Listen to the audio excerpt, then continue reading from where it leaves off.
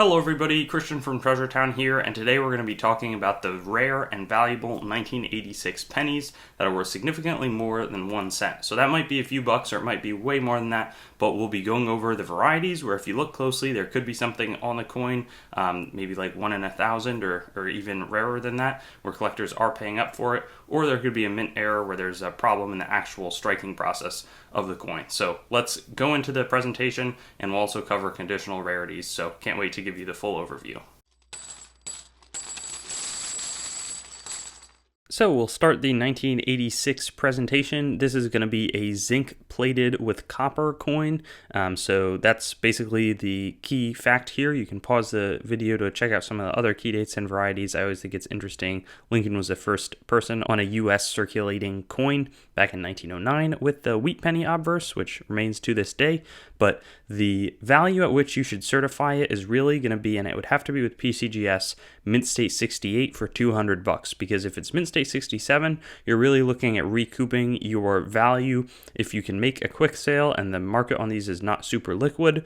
But mint state 68 or mint state 68 plus then bumps up to about 1,200 is really where you need it to be. Now I like to look for the varieties, which is next, but yeah, you're really going to have a almost flawless coin. There's about 4.5 billion produced, so for the valuable ones you really need that upper end. But here we see the first double die obverse, and it's going to be some significant extra thickness. You know, the 8, that's way more sort of surface area on this coin. There's also a light spread in the 9, so that's really the main double die obverse here, and also extra thickness on the 6. This is going to be worth maybe $5 in AU condition, 10 to 15 in mint state, but it really depends on the eye appeal. Sometimes it'll come out really nicely, and in that case it could sell for more. There's also a double die obverse, and there's one after this as well, where there's some notching in the R in God We Trust on the front. So that, again, $3 to $10, but otherwise, you know, this is really a 1 cent coin. So yeah, nice notching there. Again, like I mentioned, there's a second example with clear notching. Interesting how it sort of only presents on the R in God We Trust on the obverse, but both nice varieties to search for. There's also one where there's going to be a little more separation in the O as well as the we, but I think it's best seen sort of in the E there as well as the O on the underside. This also, are the valuations crazy? No, it's not FS listed, you know, not in the Cherry Picker's Guide. Those often have much higher premiums, but a nice coin to be aware of.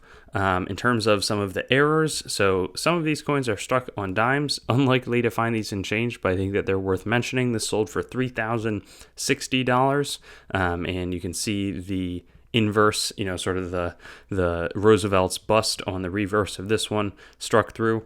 Then there's a struck off-center coin. This is just one of the examples where it's really nice eye appeal. Often these off-center coins are much less valuable, but 35% off-center, $140, mint state 66 red. And then there's this really nice 95% off-center and uniface coin.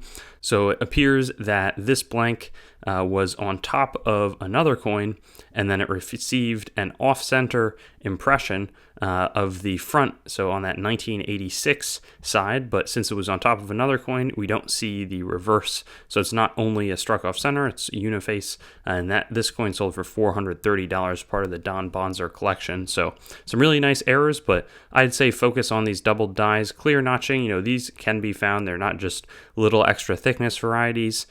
These are some nice ones with clear notching, lines, and great overall eye appeal if you can get a nice example. Thanks for watching the video. I'd encourage you to like the video, comment, and make sure to subscribe to my channel. And I also have Facebook, Instagram, Twitter, and some other social media platforms. You can also go to my main channel website, treasuretownYT.com, to learn more about the channel and sort of stay in contact. I also will eventually host all of these videos on coinsmetalscards.com, which will be both news, marketplace, and coin information. I do have the goal of eventually getting pretty much every US coin, date, mint mark, denomination on the channel with a similar video to the one that you just watched, and that will likely all be hosted there.